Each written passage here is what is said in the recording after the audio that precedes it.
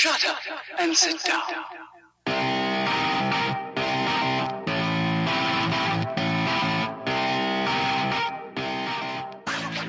Oh, I need your advice. Yeah. See, I got this friend named Joey Jojo Jr. Shabadoo. That's the worst name I ever heard. How fast can you ride your bike? He asked that Sunday night with a wild look in his eye. So I follow close behind. How fast do fast cars drive? That's what I replied. I don't stop at traffic lights. Yeah, that's how fast I ride. You tuned in for another Dialed podcast with Matt Legrand, Evan Price, Lance Hepler, and Jake Von During. Good job. Here is a little quote about teamwork from some guy named Michael Jordan. Talent wins games, but teamwork and intelligence win championships. If you haven't already done so, go find yourself a team. Tell the girls my bike is a Ferrari. My old bicycle was a Ferrari. It rusted in the yard, and I'm sorry. I crashed my car, so when I pull up to parties, I tell the girls my bike is a Ferrari. Joey Jojo! Hi, and welcome back to the Dial Podcast. I am Jake Von During, and I'm here with Matt Legrand. What's up, ladies and gentlemen of the internet? I'm just sitting here texting JP to let JP know that Lance is in Arizona next door to the Harvey Glance, 1976 gold medalist, and just Lance's sister's neighbor. And your former coach. Yeah, I think we'll get to And that former story. coach. It's Yeah. pretty funny. It's a very important story. It's the most important story of the day. Sitting to Matt's right, Evan Price.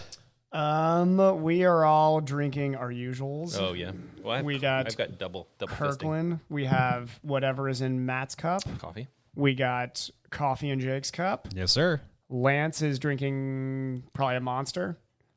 Pepsi. Pepsi. Pepsi. Monster's better for you than that.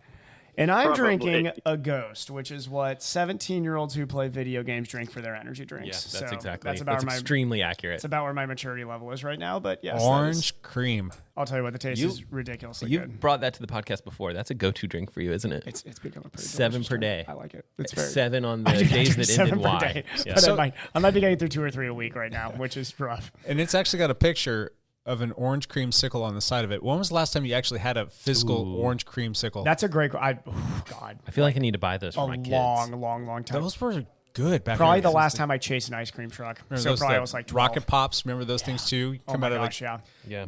red, white, So blue good. all over your hands Yep. and your face. Whatever Sticky. dye was in that was like probably what could. I mean, that stuff stays on your tongue for like a week. But yeah, And coming to us over the phone, Lance Hepler. Yes, it is Lance Romance, still stuck in Arizona by choice. Stuck. So stuck by choice in Arizona. We have to give you so much crap now, Lance. You're missing the beautiful rainy days out here. You can't even say you're from the Pacific Northwest anymore if you don't grind through the rainy weather here. Guys. Is Lance a snowbird? Oh, absolutely. 100%. He's Snowbird, huh? 67-year-old snowbird right now. I had to take my shirt off because it was getting too hot where I'm sitting. So sorry. Oh, God, you poor thing. Hey, we got some backpedaling to do. Everybody at the table here raced their bicycle this weekend. Oh. That guy, Lance Wait, Hepler, Lance? loser. Boo, snowbirds. Oh, everyone at the boo. table. Exactly. Everyone at the I blew table. Okay. It's funny. The guy that races 1,000 times per year is the I one guy that think didn't I race. think Lance should have to peer pressure from the team. Lance, you have to go out and do the same. Your first day 20K. back here, you have to jump on your bike, and we will time. You have to do the same exact Yeah. course. If you don't, if you don't to a beat T. Evans time, you have to go buy a Speedo. Yeah. Yep. Lovely. Have to do the same thing. How about we do some backpedaling? Evan, we'll start with you. It was a fun last couple. So I'm in my build going into. I can't believe the first race of the season's already kind of upon us. It's going to be here in 2 weeks, 3 weeks, Oceanside, right? 3 weeks. Oceanside. Yeah, Wow, that's 3 fast. weeks. 3 weeks. Okay, Yes. you got a little time. I was thinking it was coming up really soon. No, it's the first weekend in April, so still got some time. Okay. I am taking this week off of work to basically gear up and get as much training as I can in this week, which will probably be like 32 to 35 hours, hopefully. Oh my gosh. Been a lot of mid-20s hours over the last few weeks, which was tough, but, got through it and moving in the right direction going into Oceanside. So this week will be fun. I went off last weekend. Tried to shove that 20K time, the Mike Myers time trial into the training block because I just thought, that's just such an important race. I think I know that Jake and Ian put in a ton of thankless work into that race, and just seeing the cycling community out like wanting to race again was just awesome. I mean, I just love bike racing, and I want to try to make as much time as I can for it this year and next year. And it was cool to see that happen, and see Jake and the whole team there. I think we had so many dialed folk there. Many. It was a sea of orange, which was a big awesome. showing from the team for sure, which was really fun to see everyone. And I felt guilty because there was 9 or 10 people that, I was in a conversation with, and I was like, all right, we'll come back to this. And I never got back to them all. I know. I felt bad the same way. I was trying to say hi to everybody that I could as much as possible. And but there's no time to do all of that and race and, do all but the other stuff you want to do. What I'm hoping is that a lot of those folks still show, if we have more of these show up, and also PIR racing too. I just hope that the people who kind of picked up their bike for the first time was like, okay, I'm going to, slap on a number and do this, continue to show up, because it was awesome to have everybody there. Also, for me, it's great because I can ride my bike to the race, which is great. It was like a 4-mile warm-up, which is perfect. Cassie showed up on her road bike, which her thinking was that it was going to be rainy and gross, so she would just road bike. That's why she did, because we didn't get the TT bike ready for her in time, so she was. But the weather was perfect. It was perfect weather. I don't think it could have been any more perfect. I mean, the temperature, it was maybe cool, 5 degrees warmer would have been better. Not even that. It was once you got going, you're it really was. This rocks. Perfect. Yeah. I even felt like I overdressed during because I kept my top layer on. Sure. Our winter top layer. Yeah, you were overdressed. And I didn't feel too hot but during the race, I did have this thought. I was like, I probably could be in my skin suit with this. Yeah. Carrying one with his skin suit, I was like, that was smart. He did the right move. Yeah, you could have gone skin, you could just a tri-suit or something could have been fine. I looked like a massive tri-nerd out there, as I was told. Matter. But they probably cost you about, how much did you lose by? I was wearing wool socks, so that's at least 100 watts right there. I don't know, probably 10 seconds. Watts. Did you lose by 10 seconds? I lost by 10 seconds. A skin suit would have cost you about 11 seconds. That's would have been. After you got to the race, watch Matt's videos. He's done videos on this, Evan. Come on. Those are the oldies. Yeah. Those are the old videos. After the race, I made sure I had my list of time trial excuses. There's nothing better than being a triathlete at a time trial where you just have built-in excuses. But yeah, I lost by 10 seconds. I was second, but I was happy with it. The guy who won is very fast, so I don't think I don't think I have 10 seconds on him. So speed suit. So you're saying victory goes to cyclists. Victory goes to cyclists, even though it's not on the But team. more importantly, the epic battle of me and Dr. Hannell, I'll take this one. But I'll tell you what, I'm scared because making Dr. Hannell angry is something I don't want to do too often because he's a dangerously fit guy. So I think he had fun out there. His daughter was out there and she won something awesome. Second in her age group, maybe, or not age third. Group. Second. In her She's 16. Third, she got third in the women's open Eddie category, which was a pretty big category. Open. Yeah, it was the open. She did awesome. She's crushing. Yep. Yeah, that's cool. Hey, Hepler, what have you been up to? You. Everybody else has better stories than me, but I do have a couple stories to tell. I ended up. I was at a investor meeting that I'm a part of here in Scottsdale, and I ended up meeting President George W. Bush. What? Like you do, Yeah. How's he doing? Is he investing? Well, he's like getting older now, and he was really into. Remember, he was really into painting. Yes, he's 75. 75. Okay. He actually was into mountain biking. He mountain biked quite a bit because he had a place in Austin, and now he lives in the Dallas area. But yeah, the reason I did meet him is because he is a fellow investor in the same fund that I'm in. That's why he was there. Yeah. But he ended up speaking to us, and we all got to shake his hand and meet him and take a picture, and we all had to be vetted by the Secret Service before it was a whole interesting thing. Yeah, so that was cool. That was the part of the investor conference that I was at that was very cool. Here it was in Scottsdale. Then beyond that, I rode some gravel bikes. There's beautiful gravel roads around the canals here in the Phoenix area. So Brandon and I went out on the gravel roads. And then I wanted to ride some mountain bikes. So I headed to this area called McDowell Mountain Preserve, which is outside of Phoenix. And I rolled into the parking lot, and it just so happened that the first major UCI mountain bike race of the year was being held there. It's called. Wait, seriously? Yes, it's called the Cactus Cup, and I just blew it. There was amateur fields. I could have signed up and raced if I'd known, if I had realized what the date was and that I was going to be here. Of course, I wasn't sure I was going to be here, but yeah. So there was a full on. Let me correct the story for you. You showed up, you rolled up, you joined the pro field, and you won it all. Okay. No one knows. We're not going to check the internet to make sure that verify the story. We're just going to believe what you say. We're just going to go with that. So it was really cool. We got to, the Cactus Cup is a different format. There's like a 6 mile time trial day one, a 40-mile cross country race, and then a 30-mile enduro race between the 3 days. And they combine times for the overall winner. So there's a bunch of pros here racing. Yeah. It sounds right up your alley, honestly. Yeah. I know I should have done it. I'm just kind of bummed that I didn't kind of figure that out. Maybe next year. Had the amateur fields already gone off and they had already raced and it was too late? Or? Yeah. No, you had to sign up early. Registration was closed. And no I day missed of the stuff? first day. Oh. Yeah. And I'd missed it was Friday, Saturday, Sunday, and I showed up on Saturday. Gotcha. And I'm like, oh my gosh. Yeah. So yeah, I knew a bunch of people racing. Yeah. Should have just jumped into the pro field, like Matt said. Well, that would have been rad. What I did was I waited for all the fields to go off, and then I rode like 30% of the course. Oh, okay.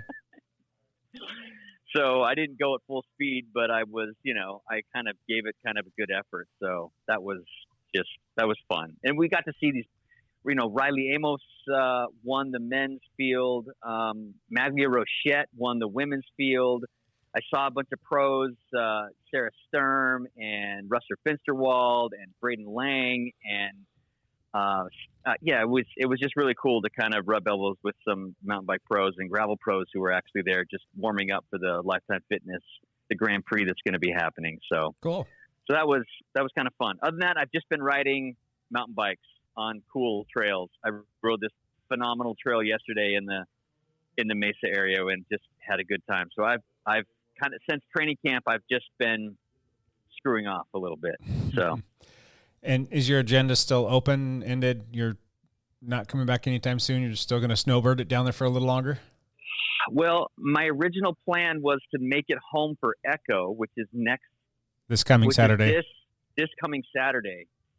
And I'm not positive I'm going to make it yet because my daughter is showing up in Phoenix today. We're going to hang out with her for like 3 days. And it's like a 20-hour drive from here home. And so I would need a couple days, and I'm not sure it's actually going to work out yet. So all plans are soft. Did you win Echo last year in your category? I did, yeah. So I think you have to go back and defend it. I know. It was the one race that I beat Court Johnson at the whole year. Me and Court battled most of the year. Echo was the one I beat him at. And part of the reason I beat him was because I was first in the single track, and he caught up to our teammate Carrie Hamness, and he thought Carrie was me. And so when he got to Terry, he just sat in for a while. And then he's like, Lance, we're kind of killing it. It looks like we're out ahead. And Terry turned around and said, I'm Terry. And he's like, Lance is up the trail. He's like, God. He tried to catch me, but I ended up beating by like 4 minutes because I just got too far ahead in the single track. You just couldn't get past it. So that was kind of funny last year. Yeah. Right on. Cool. So maybe not see you this weekend or next week. We'll see when we see you. Yeah. All plans are soft. I'm not sure yet. See you when we see you. Cool. Yeah. That's how it goes. That should be Lance's book that he writes one day. I'll see you when I see you. Yeah, you should start. You need to start writing this book, Lance. The memoirs. It's gonna be good. I know, the memoirs of Lance. Matt Legrand, you raced your bicycle this past weekend? You could call what I did racing. I think even like David Goodman and I were joking, like, did we race? Would you call this a race? Because we were like cooling down afterwards, and it was like, we just raced. I don't know if you want to call it racing, but yeah, I did the Mike Myers time trial, which was really a cool event. I can't believe it went so well. I cannot believe how well I didn't want to say at any point during the race. I was like, man, I haven't heard that anybody like crash or anything bad. Because as soon as I said that, there's gonna be like somebody would die out there or something. It would be terrible. And I just keep thinking about like first race that this group has put on, and everybody loved the burritos. I mean, the burritos just were lots of little things. I mean, I'm sure there's stuff to do. There's always things you can do better, and there's always things that you can improve. But it's all little stuff. Next time we bring in Metallica, just playing Metallica during. could be there. It's all steps. Burritos and Metallica. You just build on the burritos idea. But it was a very cool event. I was very I loved the fact that I could just show up, whenever, and then race. And I mean, I did race on time, but then I had a little time to film stuff afterwards, and it was just. It was kind of fast. Like the whole morning would seem like it flew past really quickly. Mm-hmm. So it was awesome to see everybody out there. It really was. Yeah. I hope more people next time. If you're listening to this and you didn't come, I'm putting peer pressure on you. Come to the next one. Wattage wise, I was pretty happy with what I did. I mean, I know my fitness is extremely poor right now, but what were your watts? I don't know. Just because, interesting. Yeah. I saw on the Hammerhead Crew, I started it and then pressed it again accidentally, and it paused it, and then I think I caught by the time I realized, I was like, why is this thing saying 0 time, but it's showing me wattage. And I went out hard. I went out too hard. It was I went out, when you start you go over 300 watts, which is too much for me. And then I feel like I settled into 240, 250, which is a great spot for me. That's not bad at all. And then I think I probably died a little bit, but then I brought it back in the last stretch, and I put the last 5K, I was probably putting out 300 watts or something. So I was pretty happy with the overall. Dude, if you average between 240 and 250, that's not bad. It's probably, somewhere in that range. That's not bad at all. I'm guessing that my FTP is down somewhere around 40 watts from peak. Yeah. Which, considering I can't even walk right now, I think that's okay. Yeah. And I feel like I might start training after I figure out the Achilles stuff. So yeah, I mean, considering where think about when you're talking about your peak, how specific your training was, how good your aerobic load was at that time. Only having a 40 watt drop off is not the end of the world. That's a lot when you don't have many watts to give. But but the whole time if you have a 400 watt average is great because you're down to 360. But when I was racing, I was like, this is not bad. These numbers are fine. I was okay with it. I think the biggest thing a lot of times is it's not that your numbers have to be a certain number. No. It's just that you personally have to survive and be okay with. How do you feel about these numbers? Can you live with it? If the numbers are you're putting out 80 watts, as long as you're happy with that 80 watts, that's what matters. That's what a time trial is. Yeah. What did you average for watts, Evan? I think my NP was around 340. Yeah, that's I think what I saw. Which for me, I was to be honest, the watts were not really what I was worried about. I really wanted to hold a super aggressive position. I was going to say I've made a lot of changes. Yeah. I've made a lot of changes in my position to really get myself I've started to realize even in the pro tri field, my engine just watts wise is not that different than even the front of the middle pack right now. I'm not the front. The top 8 guys are still putting out watts that are alien to me. I can't touch. But really, guys 8 through 20, my FTP, my long hour efforts, it's all, we're all within 1% or 2% of each other. I'm starting to realize that it's who can hold the aero position the longest and most aggressive. Mm-hmm. So me and Karen were talking before the race, and I was like, as long as I know my path and I feel safe, I was like, I'm touching my visor to the water bottle. So held that position as long as I could, and I was really surprised that the watts actually felt that easy in that really super aggressive position. So I would have wanted to be. It's just. That course, yes, it's flat, but it's I love it as a time trial course because it's just kind of there's still a couple turns that you gotta stay honest on, and there's a turnaround. So really, it's it still has that kind of bike racers feel to it. It flows and pitches a little bit at times, and it's there's still variations in the effort. Yeah, that back leg, it's not fast on the back end. No, because right when you settle into a certain cadence and a certain amount of power, it'll rise on you a little bit. It does. It's not a kick. It's just a little rise, and just kind of disrupts you just enough. You're like, do I change gears? Do I push harder? Do I power through this? Is this going to cost me? And the road is just rough enough too. I think when we talk about time, my goal over that type of distance would be a 29 to close to 30 mile an hour average if we were on a smooth racetrack. Yep. When you're talking those little rougher roads, that can sap that definitely saps speed, which is why I kind of like it because it's a tougher course. Yeah, definitely. Yeah. Cool. Makes for a fun time trial. Well, I'm glad you had a good race and numbers were good, and that kind of should bode for some confidence going into Oceanside. Yeah. Yeah. Matt, what category did you race in? Eddie, old man Eddie division. 40 plus? 40 plus. Eddie. Sweet. Yeah. I love that division. You were there, and you came past me like I was standing still. Never even like gave me a chance to like jump. Were on you your, his Minuteman? No, you were. I don't know. He probably started 20 minutes back.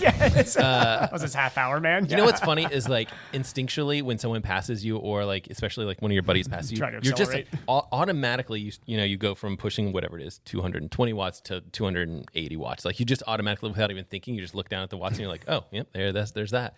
But then you kind of almost instinctively want to like jump, like stand up and get on your wheel. Yeah. Which is just so funny because it's like, you can't do that. It's a time trial.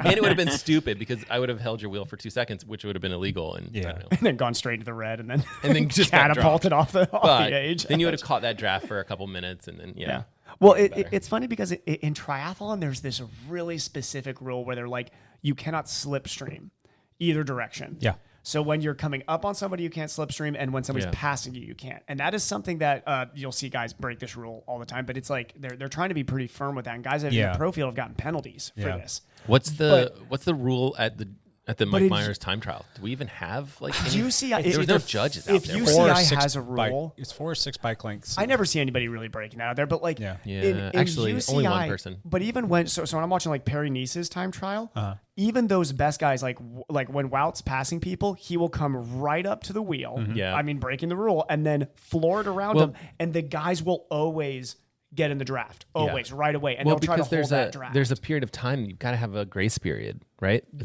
It's got to be like 10 seconds or 15 seconds. Yeah, but like triathlon's rules are really specific. You're not even allowed in the zone. Oh, yeah. Like you can't even come in that whatever. You have to go wide. You have to go wide. Yeah. I think that makes sense. I think in UCI Euro racing, the reason that nobody cares about that is because it's narrow roads. It doesn't even make sense to try and do that. You're like going to have to get into somebody's slipstream. Yeah. I had a guy that I went back and forth with like a lot of the race. And, it's like he would get in front of me and then I would drop back. So I'm like, I would just kind of aim for somewhere between like 10 feet and 15 feet or whatever. So I was, give him enough space. But even there, you're getting a little draft. Let's call out names, Matt. Who was cheating? Me. Oh no! I want you to call this guy out. No. He's cool, but then but then you're back there, and all of a sudden he slows down, and you're like, "This is not the wattage that I want to hold." So you do it for a little bit, and then you go around him. It's tough. And so that game happened for like the entire race. Yeah. And then finally, with like 5K to go, like I said before, I was like, "All right, let's just put in an effort so that there's space there." Mm-hmm. As it finished, did you get out of the saddle? Did you sprint?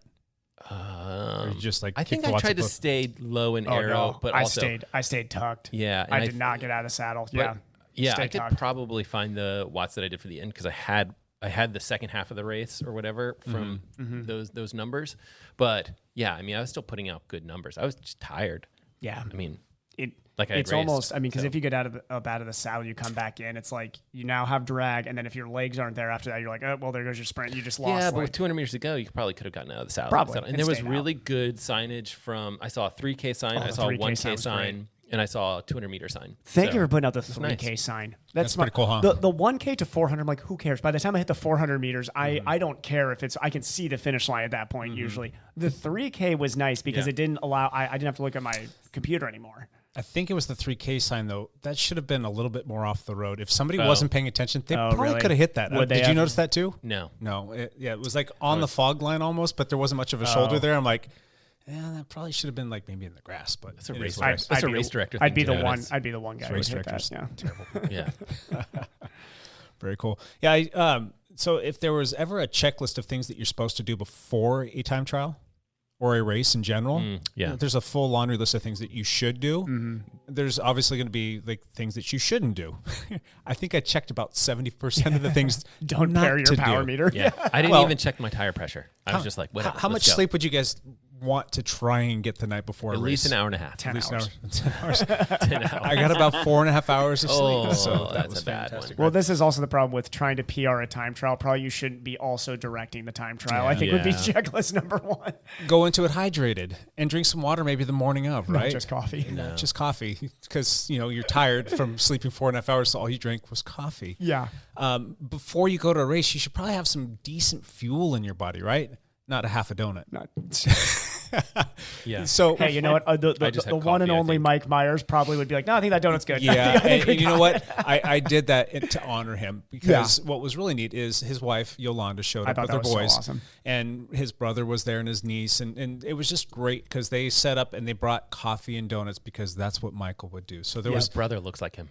dozens and dozens of donuts there. His son is the one that's really starting to look like him. Nicholas. That's the one I can notice the most. Yeah, is you Nicholas. look at when he was younger, he looked like his mom, and then he went through puberty and he turned into a young man. I think he's like a junior in high school now. Yeah. He looks like his dad, and it's so awesome. I mean, he's got You his know- build, his Super cool. stature. Matt, you had so Matt Legrand just put out a YouTube video that everybody needs to go watch right now. It was a video about this race. But Jake sent me all the Mike Myers photos that I used in the video. The They video, were really good. the video you had of Mike in the TT position. Oh, yeah. Yeah. That was super right, cool. like I watched it and I kind of told Cassie, I was like, oh my, I'm almost like tearing up watching that guy ride a bike again. Like just him on a TT bike was something that was awesome to watch. Oh, yeah. I mean, time trialing is like a sufferfest no matter what. There are very few people that enjoyed it more than Mike, and he true. rode a TT bike beautifully. Yeah. Like that position. I mean, he wasn't a young guy. It's not like he was like a 19-year-old was able to fold his body over in He that worked position. really hard at that. Yeah. I mean, he was very That diligent. takes so much hard work Yeah. to be able to hold that position. Yeah. Yeah, good on him. So, carrying on with this list of things not to do. Yeah. You should make sure all of your batteries are good. Make sure you have your heart rate monitor. Make sure that your computer's all paired up. Specifically your power meter. Especially if you want to race to power. Long story. I'll just cut it to short. I had to use a new computer. It's neither here nor there, but it wasn't synced with anything. So I'm like trying to get it synced up, and I get there. I'm like, well, crap, I forgot my heart rate monitor. And I asked Matt. I'm like, hey, Matt, Matt was pretty close to me. Can you swing by my house? My wife will leave it out on like, the porch. sure, yeah. And so Matt forgets to bring the heart rate monitor. Not a big deal. So he gives me this other Matt's one. fault. It actually ended up turning out to be a blessing in disguise. But I still forgot my heart rate monitor. Bad on me. My power meter wasn't synced to it, and so I'm spending all of the time that I'm trying to get warmed up, or should be getting warmed up, because I waited until the last minute because I was trying to help everybody, getting my sensors all paired up, including the power meter. Would not pair for the life of me. So finally I just get dressed, get on the bike, and I'm like, I'll go out there. Maybe it has something to do with everybody and his brother's got a power meter around here, and it's just not pairing up with anything. Maybe that's the problem. Yeah. Get out there on the road, and I finally figure out that, the battery's dead. Which is just how random is that? That It was right before the race. Not for nothing. I'm happy that it happened before the race as opposed to during the race. Yeah. So, but it turns out that Matt lets me borrow this power meter, this heart rate monitor, and it was from Brighton, and they've got a nice little twist lock on the back of it, and you need like an actual battery to kind of open it. But thank God it wasn't like a Phillips head type screw. That's the thing is, if he had picked up my Garmin heart rate monitor, I would not have been able to get the battery out there. So what I did is I off the. If you've changed the heart rate monitor on the Garmin one, it's a lot harder. It's a pain in the butt. So good job. This one, I was just able to pop the battery out of it, put it in the heart rate monitor. The power meter. I didn't have a heart rate monitor on me, so I have no idea what my heart rate was. It was stupid high, but stupid high. Yeah. So I'm running late, and I've just barely got my power meter up. So I get up to the start line. So no warm up. That's the other thing. Yeah. Like, not warm up for a time trial. Sure. Why not? Let's just go go number sit one on is the don't warm up. So jumped on the bike and just kind of went as hard as I could and kind of found like a comfortable wattage and just kind of nestled in. The first 5 minutes was your warm up, Yeah. probably, and that's well about that. Yeah. So, but yeah, it's still doing all right. You still weren't that far off of your Eddie PR, right? Well, you've always raced Eddie for it, so I've always raced Eddie, and well, the thing is we did it exactly 20 kilometers, so it's like 12.4 miles if I'm not mistaken. Yeah. Before, when it was the Jack Frost, it was a tiny bit shorter. It was like 12.2 and 12.3. So the times are going to be skewed a little bit there. Yeah. That's why my times were slower, Jake. Yeah, it has nothing to do with that 40 watts. Perfect. He's adding to my list of excuses, even though I still lost to a guy who did the same course. But that's okay.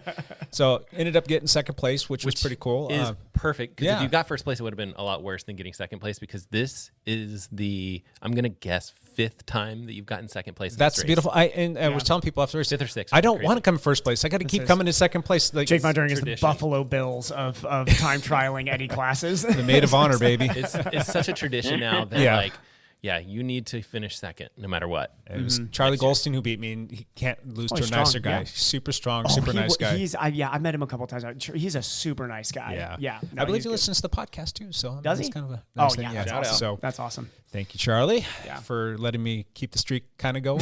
Charlie, you got to come back next year and beat Jake again because he's not allowed to win. So. The race on the whole, though, was fantastic, and it was fun. I was pleasantly happy with the watts that I was able to hold, considering all this. Oh, the other thing is,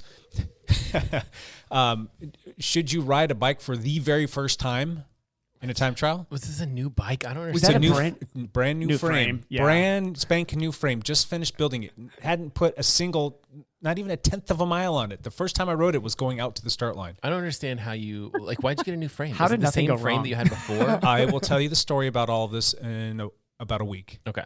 Sounds good. Putting that on hold for a minute. Awesome. Yeah, tell us It's later. going to be a cool story. That's fine. But the moral of the story is don't do that, because I got out there and I thought I had everything done, and I should have known better, because I know the seat post clamps on these BMCs are sensitive the first time or two that you ride them. Mm-hmm. They will loosen up almost every single time. Yep. The seat dropped down about a half an inch it during the was- ride, so that's going to smoke your quads a little bit and get you out of your position and not be so aero. So yeah, that kind of sucked. But hey, I'll tell you what though, for everything that could have gone wrong during this race and nothing going wrong, we thank you, Mike, because he was probably making sure that nobody was doing anything too stupid and that Jake's saddle didn't slip another 3 inches and that his power meter didn't die. It would have been also. great seeing Jake ride short style. that's funny. Like on the top tube. But it couldn't have been a better day. I mean, we had perfect weather. The weather was awesome. Threatening rain the whole time. So our numbers probably would have been much higher had everybody known that it was going to be like that. But we still had good turnout. We did all right. We raised some money for Luciano Bailey, which was pretty cool. We had a really good raffle. I think that went off really well. I think a lot of people were pretty stoked with some of the really cool prizes that we were able to give out.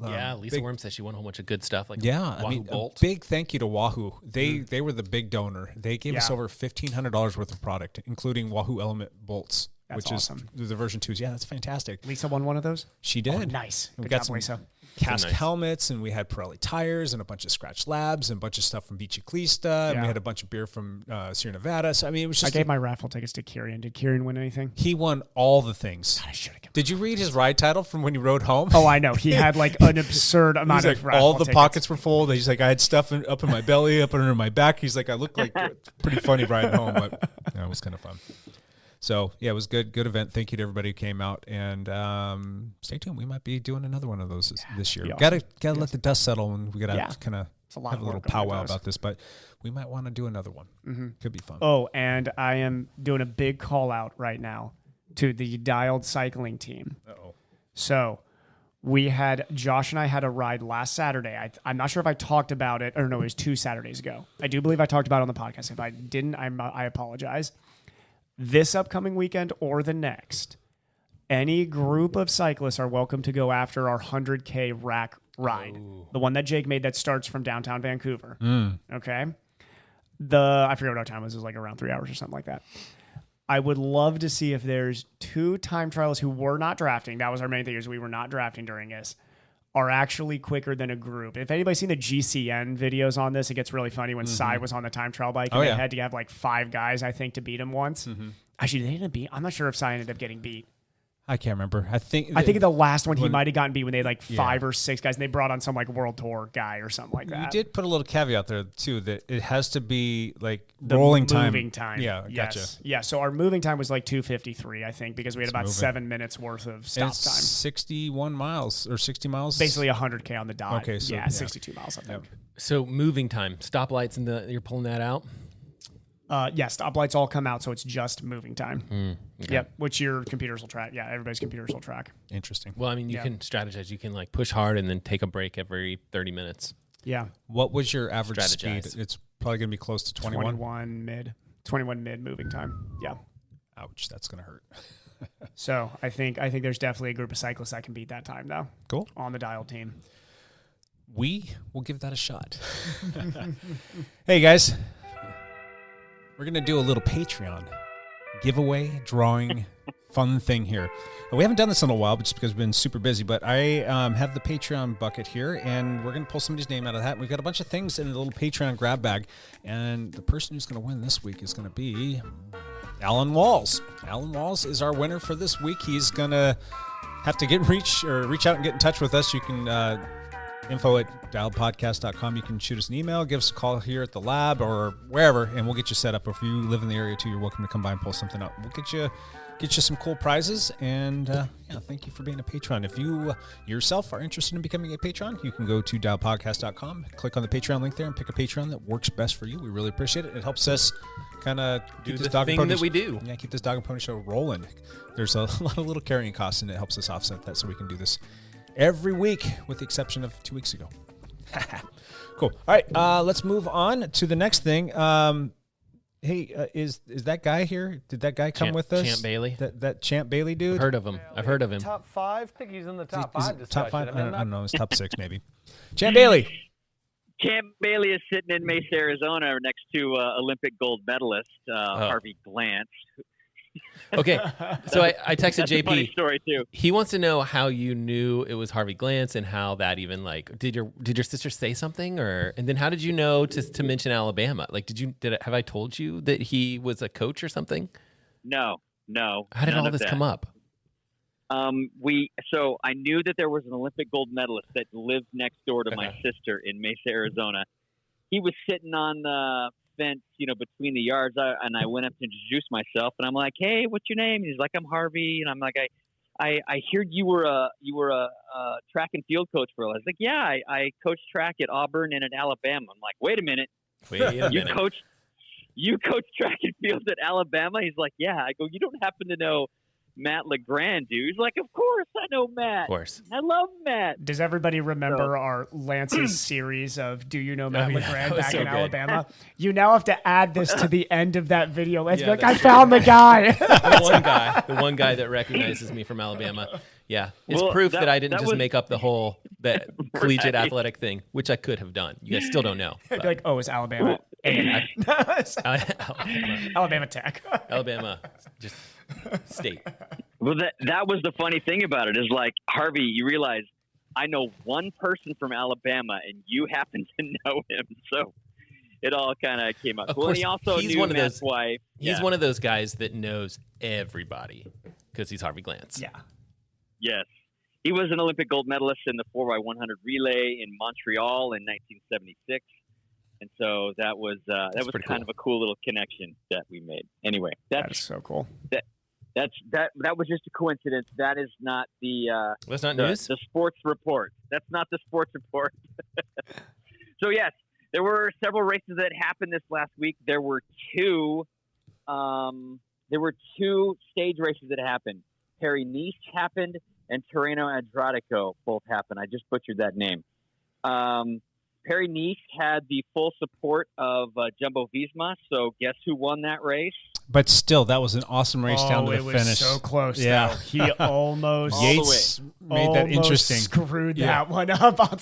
Roglic is making a bad habit of blowing at the end of these stage races. Well, last time at Paris-Nice, he crashed. Yep. And this time, Wout was, what do you call him, like half human, half motors? Half man, half motor. There you go. That's it, yeah. Yeah. I mean, don't get me wrong. Roglic showed during that race that he is very fit right now. He is strong. But Yates, he's right there with him. And that last attempt from Yates showed like, oh, that's scary. Like that's some serious fitness showed from Yates there early on in the season. Yeah. But yeah, I don't know. I mean, I think I don't think Roglic looks unbeatable right now at all. Yeah. Still early, though. It is. It's so early. But you know who does look unbeatable was the man who won in Italy. Yeah, Tirreno-Adriatico, Tadej Pogacar, he ended up winning that stage race, which was pretty amazing the way he did it. He raced very well. The interesting thing about Tadej is that he has won every race he has entered this year so far. So that's an insane stat. That is absolutely insane. That includes a cyclocross race too. That's the best part about it. That's he so won a crazy. cyclocross race too. Yeah. Oh my God, he's so strong right now. So yeah, he's kind of on task, which is pretty cool. He won Strade Bianche. Yeah. And he didn't win every stage of the UAE Tour or of Torino Adriatico, but he won both those stage races, which is pretty amazing. So, what about Evan's best friend Remco? You want to talk about the day he had yesterday? Oh yeah, I just loved it. I do think I'm going to be right on this guy long term. Yeah. I don't think I don't think he has all those X factors that you talk about in a GC contender. Yeah. No, he doesn't have them. What about him going off course though? Did you see that? Yeah, exactly. There you go. Another X. I love how so here's the difference between him and a guy like Roglic. Yeah. Roglic does that. What do you think Roglic's post-race interview would sound like? I screwed up. Yep. I screwed up. It's on me. Yep. He even apologized in the post-race interview that he didn't have enough legs to help Wout get the stage win. Yeah. Instead of being like, oh, I just didn't. He's like all these excuses. No, Roglic is he's team-based guy, humble, just intense dude. Yep. Remco, very first thing, excuses. Last, I didn't have the watts. I need 30, 40 more watts. Where it's like, dude, God, he's annoying to listen to. Yeah. I just can't. I roll my eyes every single time this guy talks. A headline like Remco Evenepoel is furious that he was let off course or something like that. So, come on, man. Yeah, they actually had there was like course tape up, but the course tape was kind of high so that you could ride underneath it, and he just didn't see the course tape. Those first three guys all missed it. So it's just crazy that happened. But that's the thing that because originally I was like, oh, did they get like led off course? Like was there just like a mistake from like the lead, like somehow the lead bike? No, I was like, dude, look at that is on you. You go under the course tape. How else can you? Thank God it wasn't low, or he would have like hung himself on there. I mean, that's I don't know. It's just He just doesn't have the X factors. Amazing athlete. I mean, the guy's incredible, but I would hate to be his teammate ever. That'd be miserable. Did anything ever come of that little vial that was in his pocket? Did anything? I don't know. Did that just get swept under the rug? I think that the team was saying that was their like quote unquote finishing drink is what they were calling it. So cocaine. No, it was their amphetamines is what they had.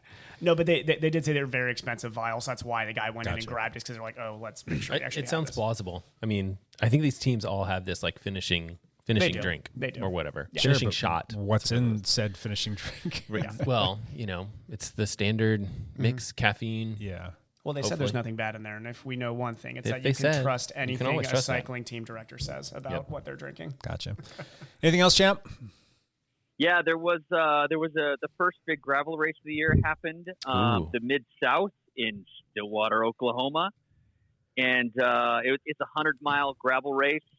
It was like 15 degrees at the start, so it was very cold. Jeez. There were a couple. It warmed up during the day. There were a couple of mud sections that were unrideable that people had to run through, so there was quite a bit of running in the race. It actually came down to a 10 person sprint, basically, at the end. And Cole Patton, who was a young rider for the Orange Seal off-road team, he ended up winning the sprint. He pulled away. So, guys like Peter Stetina and Ted King just didn't have the sprint to stay with those guys. So kind of exciting. Is this the first one? Is this the first race in that big series that they're doing? Lifetime series? It is not. Okay, gotcha. It's not. Okay. The first Lifetime race, I believe, is Sea Otter, which is in a few weeks. Yeah. I think. Did Dylan Johnson race in Stillwater? He did not. Okay, actually, gotcha. He's getting ready for the first for Sea Otter, I'd imagine. Yeah. Payson McKelvin was also in that front group for the last 10 miles.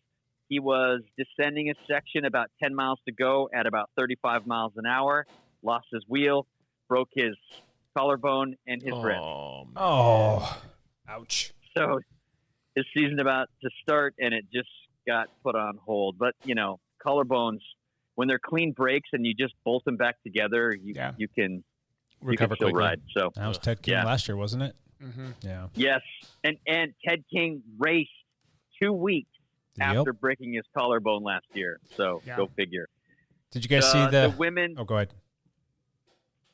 The women's Mid-South was won by not Mariah Wilson. It was another breakaway by Lauren De Crescenzo, the controversial woman.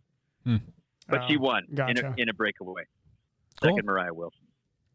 Did you guys happen to catch the picture taken of Egan Bernal in his Ineos kit riding on the trainer? Did. He's on the trainer. Jeez. One step closer to Tour de France. Wait, don't we have a bet that he you think he's going to start? I'm not sure what we've actually bet for this, but yes, I do something believe important he will like be a beer.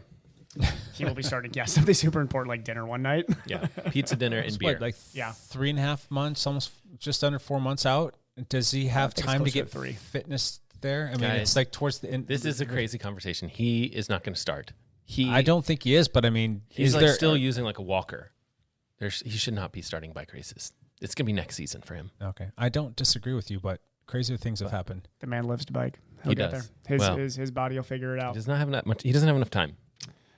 He does not have enough time. Like if I was his PT, even with how much I love watching guys recover at rates that prove people wrong, he would be the one guy to be like, no, like really, let's wait. But I'm telling you, this guy, if he's capable of getting to that start line, he's going to. He's like going from the bike trainer into a wheelchair.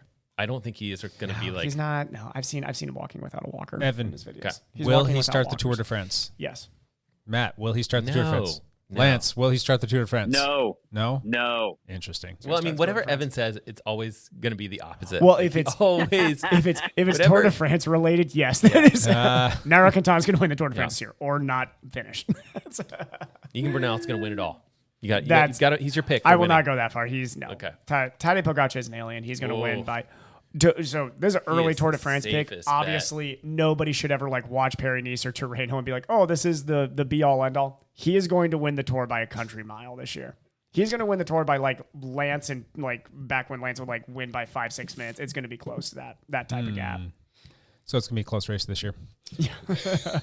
2 through 10 is going to be a blast to watch because it's going to be really exciting. But 1 is done. Well, they're saying that it's the Jumbo-Visma UAE race for everybody to watch, and even Ineos will be on the outside looking in. Do you agree with that? I had said that Ineos was going to be a team to watch earlier this year before Bernal's crash, and I think that losing Bernal at his top level is kind of damning for them. And I think that it's not even. I don't even think UAE is really like in the mix. It's Brandon McNulty looks strong. He did. Still, Brandon McNulty is no joke right now. But when you look at Jumbo-Visma, they have like 5 guys. Now, but I think Jumbo-Visma. Okay, so Wout, yes, but. I do think there's some holes in that Jumbo-Visma team as the stage race gets longer. There really are. It's going to be so much fun They've to watch. done this multiple times. Roglic has been isolated in big moments. Think of Roglic the is Vuelta. the hole. I think it's more just. But think about the Vuelta when he has been saved now in stage races twice, and he was saved in the Vuelta because Movistar riders were still with him. That he intimidated into riding for him, which good on him. That's impressive. But that's the thing is like I sometimes think that it does. Some of those riders, like Pogacar, they're so strong that it doesn't matter if they get isolated. Right? Yeah, like they're like, we got him, guys. Like, no, you don't. No, you don't. It's like you still have to beat him to the top of a mountain. You still have to outclimb him. It doesn't matter. Isn't going to happen. It's like, oh darn, Tadej doesn't have any teammates. Oh yeah, he's just going to follow your wheel until you decide to attack, and he'll stay with it. Yeah, it's fine. He'll be fine. Yeah. Would you say that Jumbo-Visma is stronger this year than they were last year? I don't know.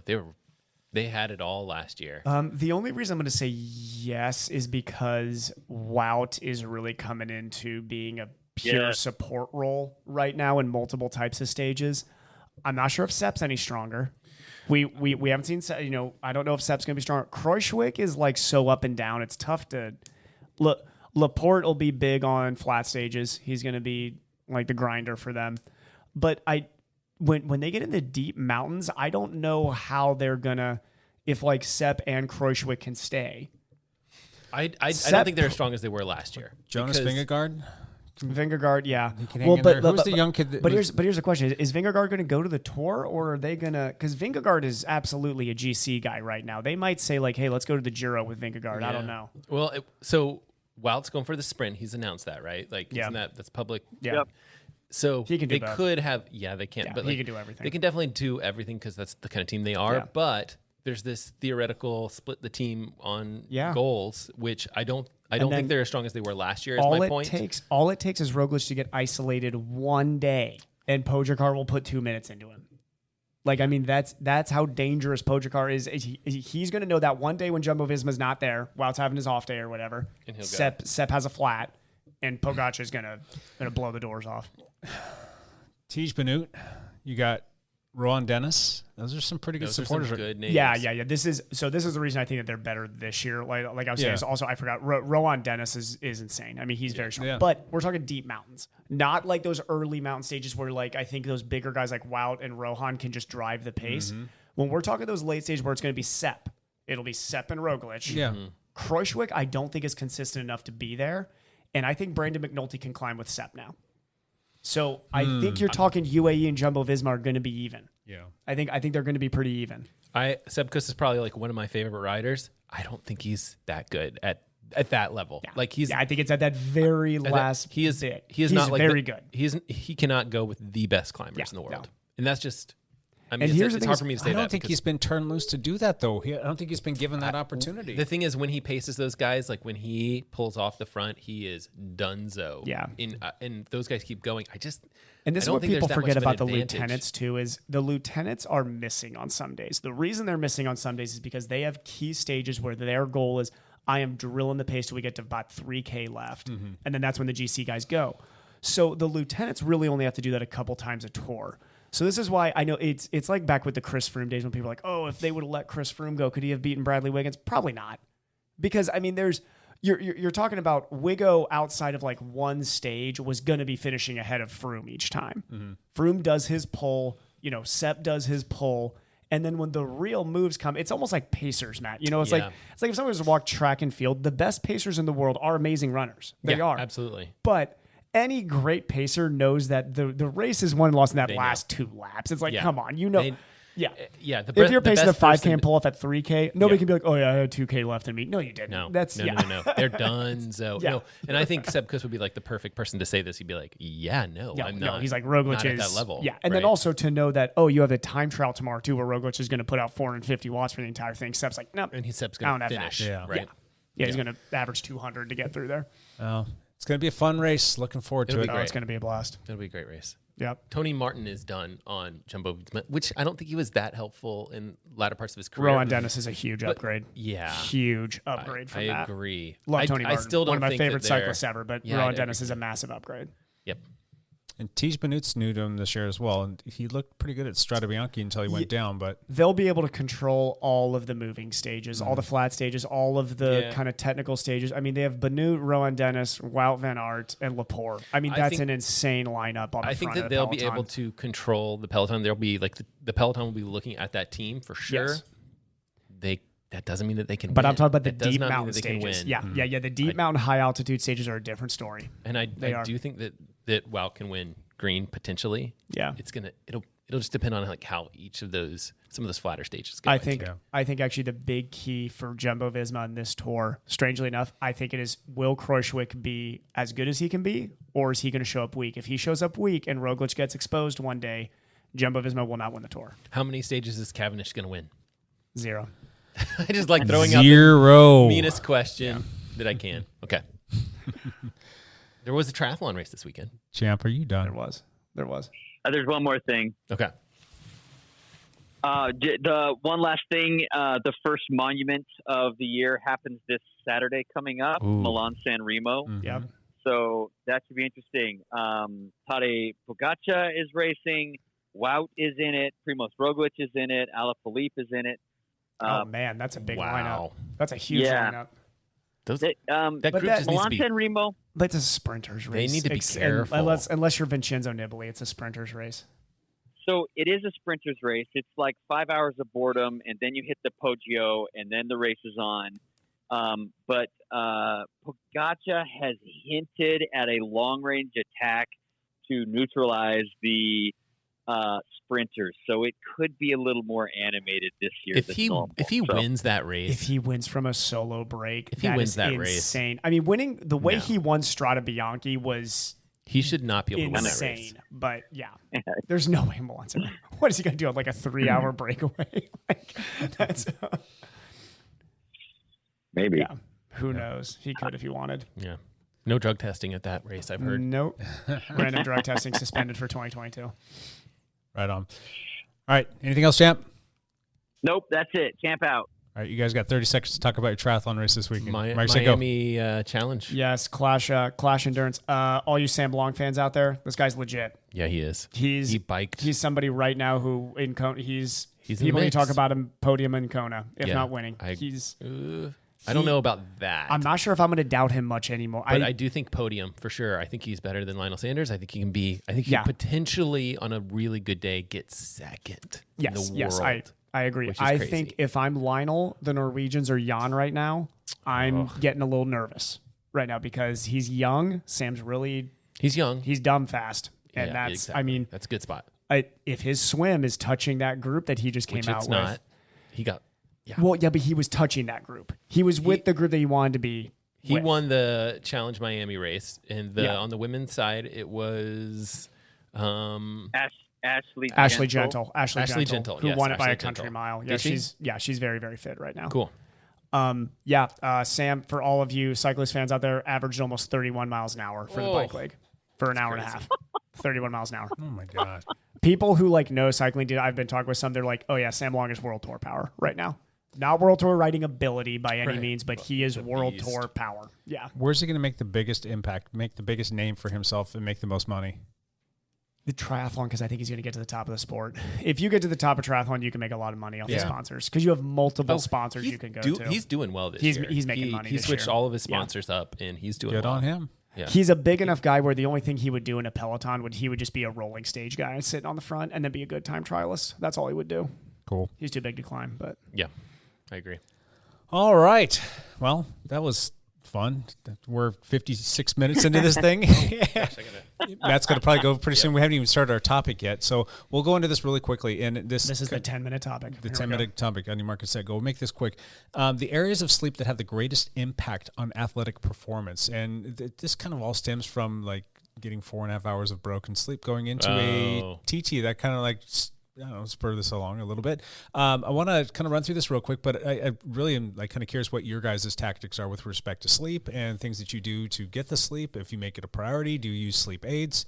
How do you guys get your sleep? I need some help. No sleep aids on my side, but I take it seriously, sort of. Okay. I think alcohol is bad for sleep. 100%. I think that I track my sleep with my watch. And Sure. I'm a big fan of tracking sleep, and then certain environmental factors, making sure there's no lights or phones or things like that that can wake you up in the middle of the night, which doesn't mean that I sleep well. I sleep horrible, but I'm working on it. Yeah. So, So, do you check your sleep metrics daily? Do you look at your REM cycles? Do you look at how long you slept? So the one issue is, I got 7 hours and 42 minutes of sleep last night. That's pretty good for me. It's really good for me. In fact, it says good on my score, 85. In the past few nights have been horrible sleep, sleep scores of 35, which if you don't use Garmin watch, then you're not super aware of what that quality sleep is or whatever. But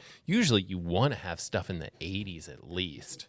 But you can look at, typically I kind of look at those deep sleep pieces and I say, okay, well, last night I got 2 good sleep cycles, and if you're having really good sleep, it's more 4 good sleep cycles. Sleep cycle meaning that you went through, the 4 stages. Well, we'll say 3 or 4 stages of sleep, which would be deep sleep, REM sleep, and light sleep, and then you go through that cycle again.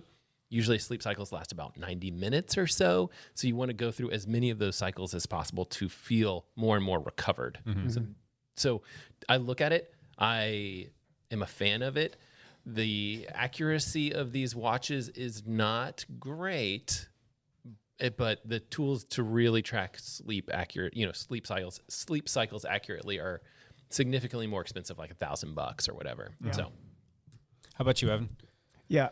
For me, I take it pretty seriously. I think being a medical professional, I'm sure Kirsten could talk about this too. You hear that this is what I think especially in the endurance world. I'll talk specifically about the endurance world. This is not me calling anybody out because I know somebody who probably listening to this is like, oh my gosh, I was one of Evan's patients and he's talking about me this way now.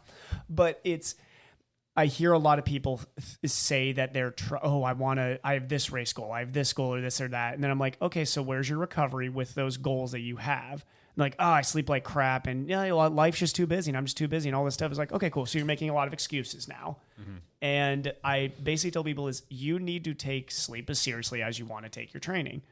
If you can't take that seriously, then I see a lot of people, and I've coached people like this in the past. I've treated people like this in the past where it's always this big up and down. And then by the end of the season, they're disappointed with their race results. And we look back at their recovery and it's like, the recovery is not how often did you sit in recovery legs or did you Theragun enough or anything like that. It's did you over a year, what'd your sleep look like, especially when you have race goals, fitness goals. So really coming up with a plan, which is going to be absolutely different for everybody. You have to find what your consistent plan is and staying very consistent with it. Completely agree with Matt that like the alcohol needs to come down. That's just the bottom line. I know some people don't like hearing that, but it's like, you can't have your cake and eat it too. People are like, I want to be fast and do all these things, but I also want to live my life. It's like, okay, cool.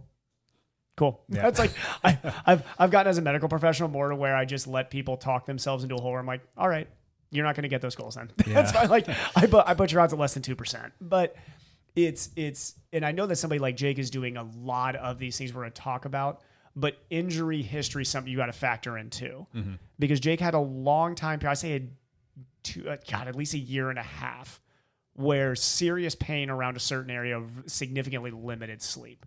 So I see this a lot with my post-op patients too. Yeah.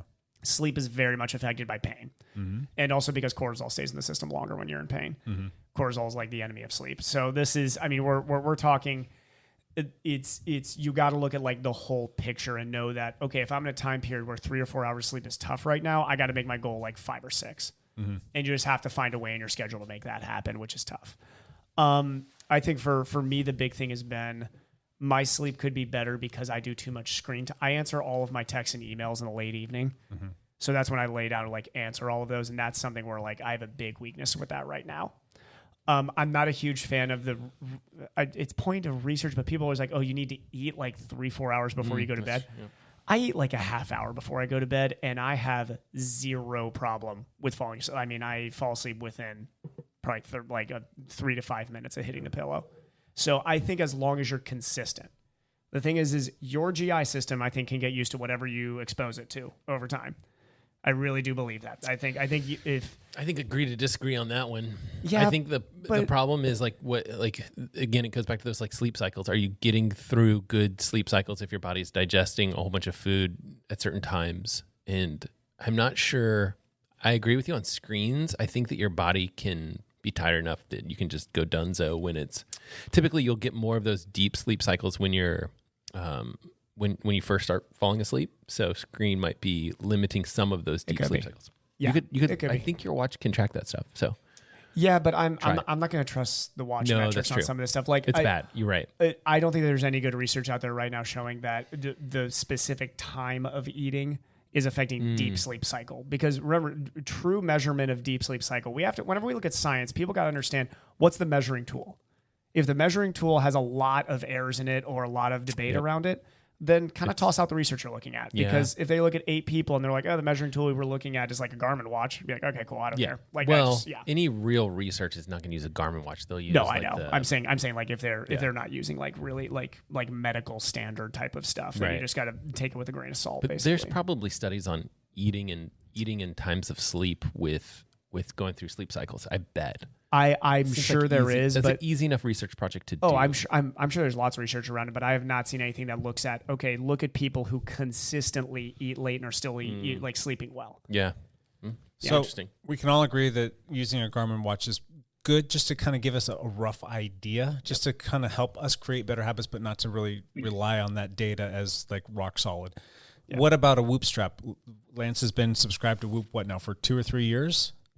Yeah, 2.5 years. Do you guys put more validation in that particular science? Or are we looking at the exact same thing, just different letters? Similar accuracy. I was going to say Matt would know better. Yeah. Matt Lance, I know I should use these. So there's a guy that does actually really good like videos on this stuff. His name's the Quantified Scientist. His name's Rob. He's really nice. And he's like a researcher, and he his specialty of research is sleep. And so he started a YouTube channel talking about how accurate these devices are. Some of the more accurate devices are like some of the Fitbit stuff, but it all still seems a little questionable, where like Garmin's kind of in the middle, Whoop Strap's pretty much, I think, in the middle. But the question is like, how they're trying to improve the algorithms for these sleep tracking things. What are we comparing them to is always the question. They're comparing them to the research tool that goes on your head, and it's looking at basically like when you go get a sleep study. Brain waves. Mm-hmm. Yeah. Yep. So that's a pretty good standard to be comparing it to, but it's very intrusive. Yeah, and exactly. I bet that they're pretty low. They're probably very low hard power, to get a hold of. Low power studies, I'm assuming. We only are probably testing a couple people. Well, he's testing himself, so we're talking about one person. Yeah. So this is where, this is where I'm sure he has a couple his of friends that sometimes he'll, This is but still, you can still. I think it's still you get data a on data yourself. point that's better. It's at least something to say like, we're saying this is accurate. We have an accurate thing, and then we're comparing devices to it. Way better than a lot of the other stuff that's out there, because there isn't anything else out there. Yeah. And so I think an easy way for anybody listening to this to be like, all right, I kind of want to get one of these, but like, is it worth my time? And what does this give me? What is it? Will it change anything I'm doing, or is this just peace of mind? Oh, because I agree. Here's the thing is, I think the Whoop straps, and I know I'm sitting around with people who use these, I think they're more dangerous than they're. I think the juice is not worth the squeeze, and the reason being is it's a lot of squeeze, because it's like $30 a month, so it's a pretty pricey. Yeah, it's a big pricey item. And the reason I don't think it is the squeeze is because I think that you can do very subjective measurements yourself to determine, is my sleep going well. Mm-hmm. And this is what we even talk about from a medical point of view, is like, okay, the amount of testing that somebody has to go through to really quantify objectively is not always worth it. But there are other metrics besides all the sleep cycles. You can just look at total time, yeah, which is a good metric for sure. You can time that yourself. You could time that yourself, but it's nice when your watch does it automatically. It does. Yeah, that is nice. Go ahead. Let me share something that Whoop actually does that I actually find pretty beneficial. Is every morning with the Whoop strap, when you wake up, not only do you get all of your like breakdowns of REM cycle, a deep cycle, and all that stuff, but you you go through a questionnaire about what you did the day before. And they've been doing this for like a couple years. So they have hundreds of thousands of data points of how people respond to the questions correlated to the sleep they've got. So they'll ask, did you eat added sugar that day? Did you drink alcohol? Did you take an anti-inflammatory? Did you have a dog sleeping in the room with you? Did you drink too much caffeine? Did you use CBD oil? That's too many data points. Did you That's see? A lot of too work. much. Nope, too much data points. So what they do is there's a list of like 40 questions, and you can pick which ones you want to be asked every day. So like for you, it's all about the CBDs. But I mean, when we're talking, oh man, I get to play devil's advocate so hard on this. That's a gluttony of data, and if you get to, as the subject of this study, let's say this is a study, if I'm choosing the answers that I want to give, there's no standardization of this. I mean, that's just random data points. You might as well ask, did I wear a sweater yesterday? No, but the whole point is they find out, okay, all these people ate late in the day, and the data kind of shows that those people got little worse sleep than when they didn't eat late in the day. Yeah, that's the beautiful thing about like some of these learning algorithms is the more data points, what sweater you wore, all of that stuff. It seems like junk, but the algorithm itself picks that stuff out. No, I get it. But this is what we're talking about is okay. Then what value do you put on that? If I'm just talking purely from somebody who, when I was in school, my goal was I have to read a lot of scientific studies and look at, is this valuable? If I looked at that as a study, I'd be like, no. The amount of rules broken there when we're talking standardization of variables and all of that is all over the board. Oh, yeah. Is it decent subjective data to look at? Sure. I mean, I can look at that and be like, oh, okay. Whoop took 10 years of data and looked at that, hey, when you eat past this time of when you went to bed, which can be different per everybody, then, you may not have slept like as well. But that takes, we're talking long-term longitudinal study to even come to that which is, conclusion. But like Evan, Whoop is going to better. Go ahead. My whole point, Evan, with that is that, forget the study. now I know for myself, if I eat past 8 o'clock, I don't sleep quite as well. Yeah. I still eat past 8 o'clock. I make the choice to do it or not, but I know if I use CBD oil, I sleep better. If I've taken a sauna during the day, I sleep better. If I am in my home bed, my normal bed, I sleep better. Those are kind of obvious things. But learned. Yeah, but those are all things you can subjectively. What I'm giving is the argument that I don't think the juice is worth the squeeze on this, because so those are all subjective things. Let's say those are all, I think I slept better off of this amount of time at night, and my recovery score, whatever percentage I give you, is like higher on average or whatever. That recovery score percentage, I could give somebody a subjective list of things to look at and say, you're recovering better. The bottom line is, let's say you're an endurance athlete. My numbers have sucked for the last 2 months. Okay, let's look at how you're sleeping. I'm really only sleeping 5 or 6 hours a night. All right, what are you doing? Well, I'm eating like past 8 p.m. Okay, when you start tracking, how often are you eating past 8 p.m. and are you having bad workouts that next day? That's how I could. Or I'm going to bed at midnight. Or Yeah. I'm going to bed at 1 a.m. Exactly. Getting up Exactly. At 6. So Yeah. I'm playing devil's advocate to make the argument that these are not doing anything that's groundbreaking scientifically by any means, No. and nobody Yeah. should be paying, in my opinion, that much to be told things that they already know.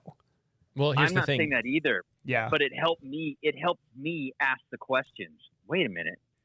What are the things I'm doing in my own life that could actually help me sleep better?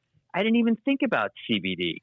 I didn't even think about taking a cold shower before I went to bed to lower my body temperature so that my body could rest easier. Yeah. I didn't think about that stuff. And this just helped ask the questions. Yeah. You know? That's a good point. It is.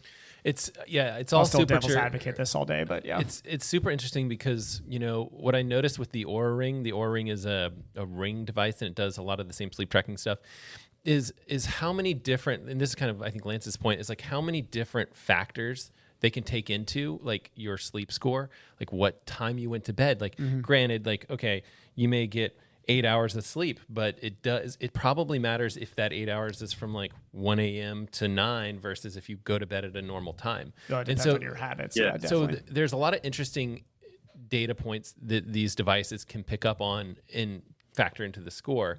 Yeah. And your question was like, is the juice worth the squeeze? It's built into your Garmin watch. Like, it's probably worth it for you to just keep an eye on it. Like, well, I really don't think I have any problems.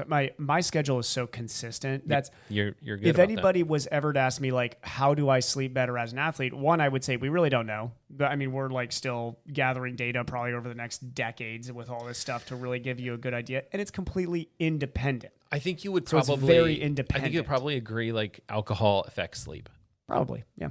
I mean, probably. I think there's enough data out there. Yeah, but also, I mean, have you like, read the wine studies? Mm-mm.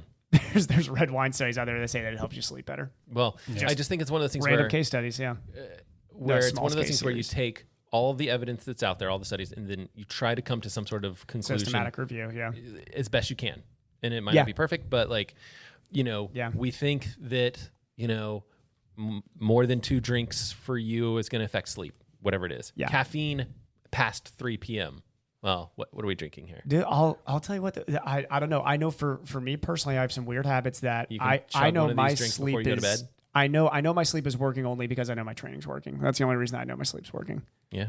I mean, really, like because that's my metric. That's my personal fine. metric. Yeah. Now, does somebody else is there like I want to like make sure I'm engaged at work? How do you grade that? That's more subjective. But I think it's take your own measure. What do you want to look at as your measure? That can be as simple as like, I want to be more engaged with my kids in the afternoon, not falling asleep. It's like, cool. Okay. Yeah. And then if you know there's some low hanging fruit that you can try to improve with your sleep, try to make those changes. Well, for you, it may be worth going from like 7 to 8 hours or something like that of sleep. And I'm now around 8 hours, and I definitely notice a massive difference. Yeah. Yeah. As opposed to when I was like 6:37. Simple metric. On average, how many hours of sleep do you guys get per night? I know everybody's body's a little bit different in terms of what they need. I'm just curious. Yeah. Mine's a real mess. Like, I have a lot of sleep problems. Like, I wake up in like 4 a.m, can't get back to sleep sometimes. but that's just getting old. Good. Yeah, I know. Give me a call, Matt. I'm up too. I know, right? You guys are just moving into that old age sleep pattern. Just go to bed at 8. Good nights are 8 hours. Really, that's a really great night. A lot of times it's like 7-ish. I can't remember the last time I slept 8 hours. And it's funny because as a kid, going through your teenage years, you could sleep all freaking day if you wanted to. And then as you get older, you're like, oh, I'd love to be able to sleep 8 hours. I probably can, but you just don't because you got stuff. And now it's like I'm thankful if I can get more than 6. I'm legitimately like happy and stoked. And if I get 7, it's like hallelujah. I can't sleep past that though. It's just my body just says nope, get out of bed. Well, but your body's heading into your sleep patterns are heading in the right direction though from when we're talking about 3 years ago now. 3.5 years ago, it was you were in a bad place. It was terrible. Yeah, and I've had. So you have to look at like yourself. It's improving at least because it's tough to just flip this. Like it's kind of like. It's almost like, honestly, it's almost like the same thing as like endurance training. It's like, oh, you want to change your sleep patterns? It's probably going to be a slow grind towards getting better and better over time. Like, it's tough. Yeah. I think that's what, that's my main thing is like, it's something that I'm working on. Yeah, exactly. And that's it. Yeah. Like, maybe I'm working on it forever. It'd be like your fitness one day. You're like, oh, you're going to do an 8-hour Ironman tomorrow? Well, probably not, but I'm working on it one day. Work on it. Yeah. There's obviously a lot of things that you can do. I mean, what are some of the big things? Like you just talked loosely about the not eating so close to bedtime. I think it's more consistency. It's just I'll just nail it down to consistency because I don't want to. My biggest thing, and this is what I'm trying to do less of because I see it way too much in the YouTube endurance world and it bothers me. I give advice on, okay, this is the biggest thing that can apply to the most people instead of saying like, here's 3 easy ways to run faster or some, crap video like that. But crap video that we will make. That we are going to make for sure and then sell. But I think it's more about, okay, if you can find something that's even kind of working for you right now, you got to stay consistent with it. Will it be 100%? No. But if you can be like 9 out of 10 consistency with that, it's probably going to work for you long term. I'll be honest, I drink caffeine decently late. I usually do. I also eat my dinner's usually at 8 or 9 p.m. Gotcha. That's just how my schedule in life works. What time do you hit the bed? 9:30, almost on a dot. Like between 9 and 9:30. I will go to bed less than an hour after I'm done eating. Wow. Now that has worked for me. Does that work for everybody? Absolutely not. But it's consistency. I've been doing that now for 6 years. You're also a different age than us oldies. The oldies have a hard time sleeping. I'm not when we're looking at studies wise. I'm not young anymore. You are 20 around mid 20s. You are looking a little rough. Yeah, but this is. I mean, I'm not what would be like a 19-year-old that can sit and be like, oh, I fall asleep at midnight, I can sleep till 10 a.m. I haven't stayed up past 10 in long time. A while. Well, do you have a TV in your bedroom? No, Matt. No, Lance. Do you have a TV in your bedroom? The van is his bedroom. You do? Yeah. Yes.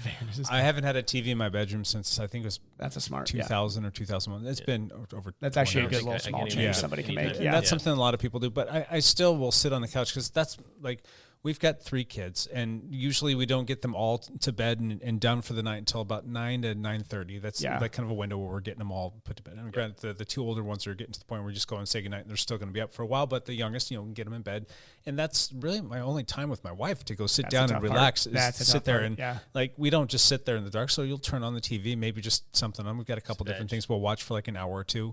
I could probably do away with that and maybe but that's tough. But then you don't have that time with your wife and that's for her too. I have to be sensitive to the fact that she is a busy lady and she likes to train too, so she'll get up and she'll do it at like 5 o'clock in the morning.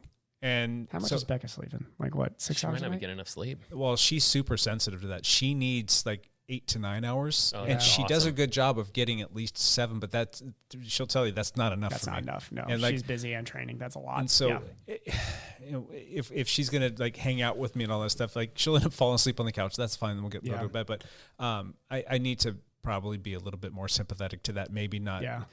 I don't know.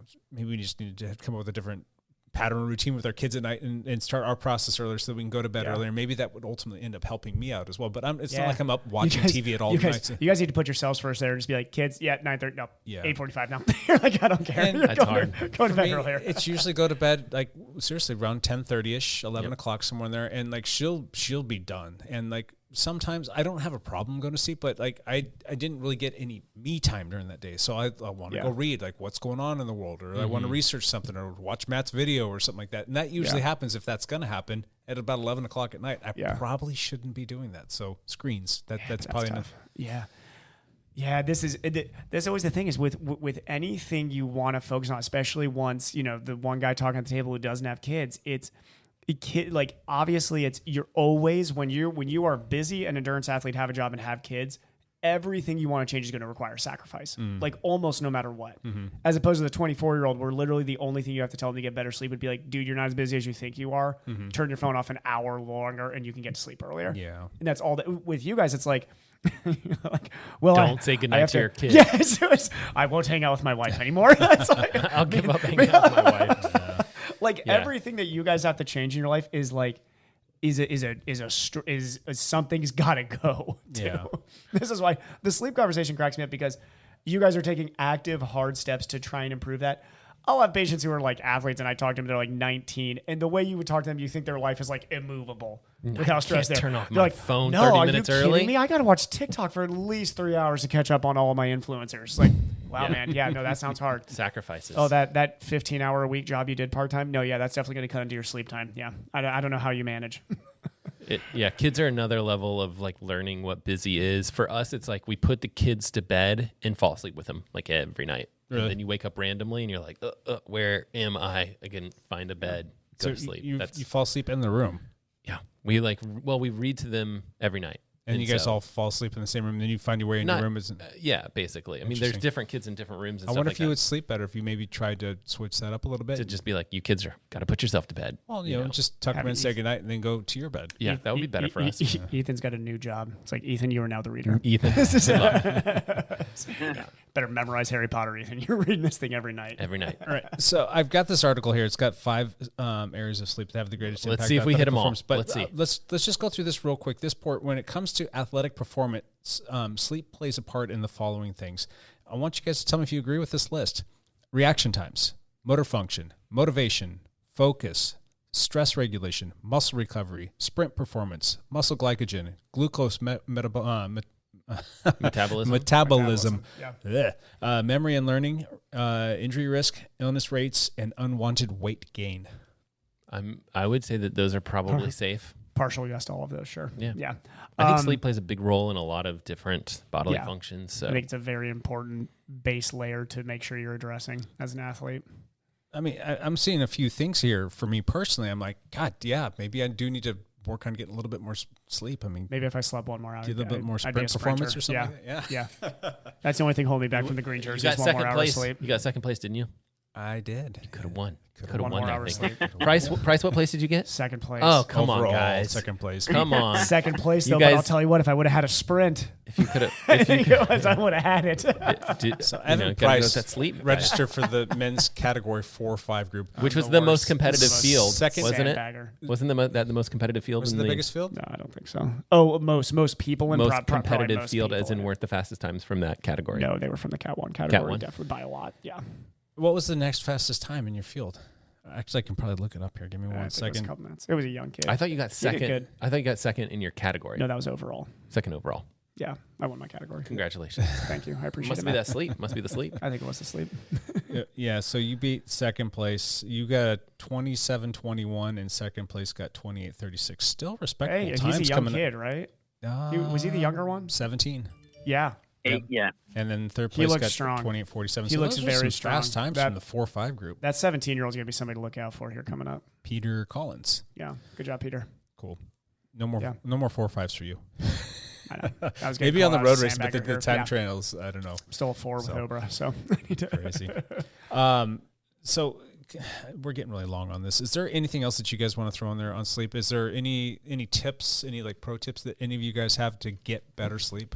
I think we've talked about them. Like screens in the bedroom is anything that we haven't talked about. I mean, you want like usually you want a cool temperature in the place that you're sleeping. Yep. You want to, minimize distractions, less screen time. I think you're supposed to stop screen time an hour before bedtime. That's not something that I do. I've heard. Nope. I wonder how many people actually do that. Yeah. And let's think. There's don't hyperhydrate right before you go to bed. Yeah, you're gonna be interrupting your REM sleep over and over. Mm-hmm. And then, the debated one of eating, a certain block amount of time before you're actually go to bed.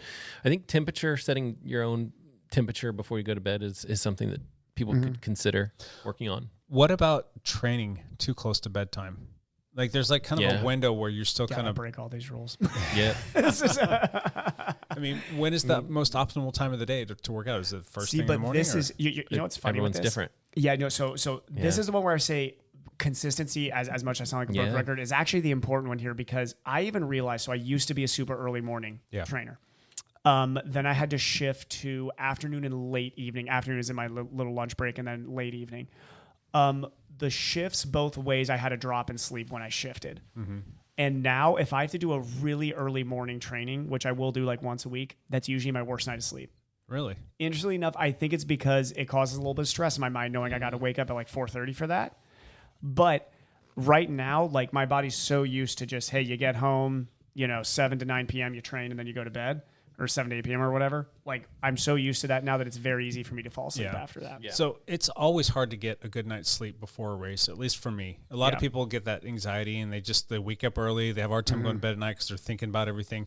And that's just going to happen. And you know what? You go out there and you deal with it. You get it done. It's not like you're going to be like, crap, I only got 4.5 or 5 hours of sleep last night in this race. I'm just going to throw it in. I'm not going to do it. That just doesn't happen. You spent too much time and energy preparing for this. Yeah. Now you're going to go do it. Now on the flip side, let's say that you got a terrible night of sleep for whatever reason, and you've got a big training day. Do you still go 100% all after that training day? Or do you say, you know what, my sleep was bad enough to the point where I think it's probably best that I flip-flop this and maybe do it on another day. And maybe today's just going to be an active recovery or an easy zone 2 or something like that. And you kind of like mail it in a little bit. What do you do there? I think you get into your warm up and you see how your body's doing, because I agree. 9 times out of 10, how you feel. 9 times out of 10, I think you're going to feel okay. And I think what we used to be like, kind of the rule we used to live by is it's not the night before the race or the week big before. workout. I've it's actually the heard it's the week before, right? it's It's like before, it's getting that kind of average sleep amount.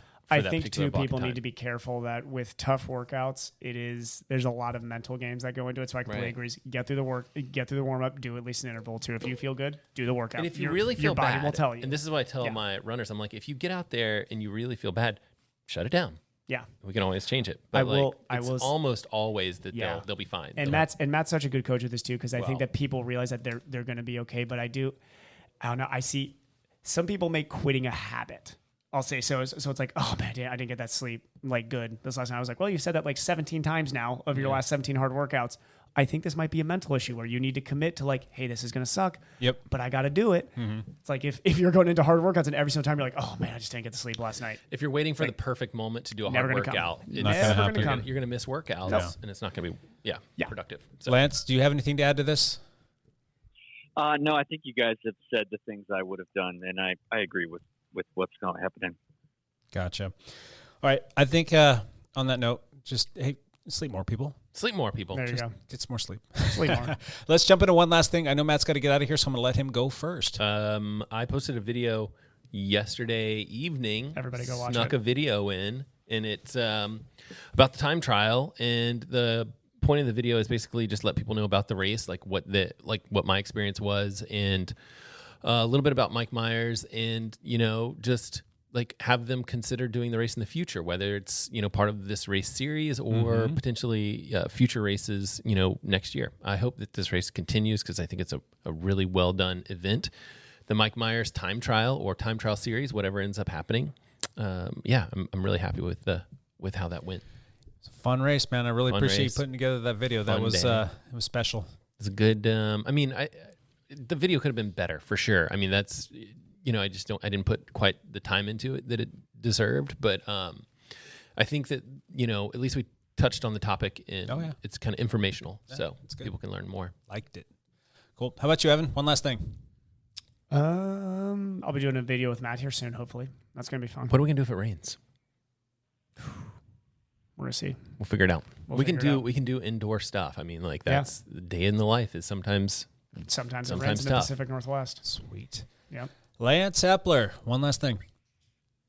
First big mountain bike race of the season happening for Portland area folks. Echo Red to Red is happening this Saturday, so hope that there's a lot of people that come and show up, and hopefully I'll be there. I'm not sure yet. Yeah, we had Eric Simiotti and we had Brian Simiotti. Brian. I did that last time, Eric. Why do I want to call him Eric? Brian Simiotti and Scott Schultz came in a couple weeks ago, and they were on the podcast talking about that. If you want some more information, you can go back and listen to the podcast about that one.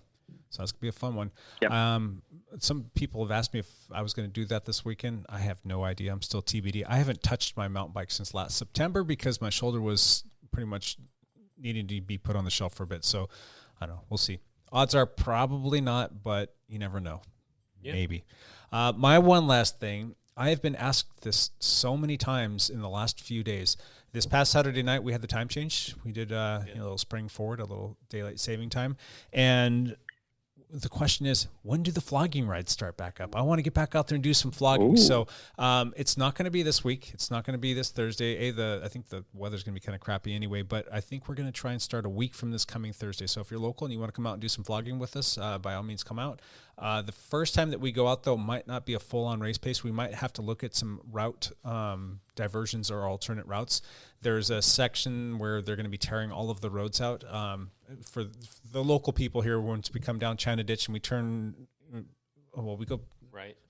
Make that left hand turn on the 500. Yeah, where it gets kind of busy there. They're turning that intersection right there into a roundabout. Oh, okay. So that will actually be safer for us. But they're going to be working on that, and that'll be a good thing because I think there's whispers of possibly being a bike lane. There wasn't a bike lane before, and cars came flying by. But we might have to come up with an alternative way of finishing up the ride because I don't think that intersection is going to be usable for us. I know it's not going to be popular opinion, but I think that the flogging ride should be out at Vancouver Lake because of all the traffic issues and less stop signs, stop lights. But that's, again, you can take that recommendation for every... is closer to me. Well, the thing is, I know that people like the hills, and that ride is Vancouver Lake is boring. But just from a safety standpoint, I think it's a point taken, and that's what we're going to look at as some possible route. Well, not that big of a change, probably. Well, we'll see. We're going to go play with it. But anyway, for those that were wondering, a week from Thursday, this comes out on Wednesday, so a week and a day after this podcast come out is when we're going to hopefully get those things back. Wow. So good times. All right. We do appreciate everybody listening. We will be back next week with another podcast. Until then, bye for now.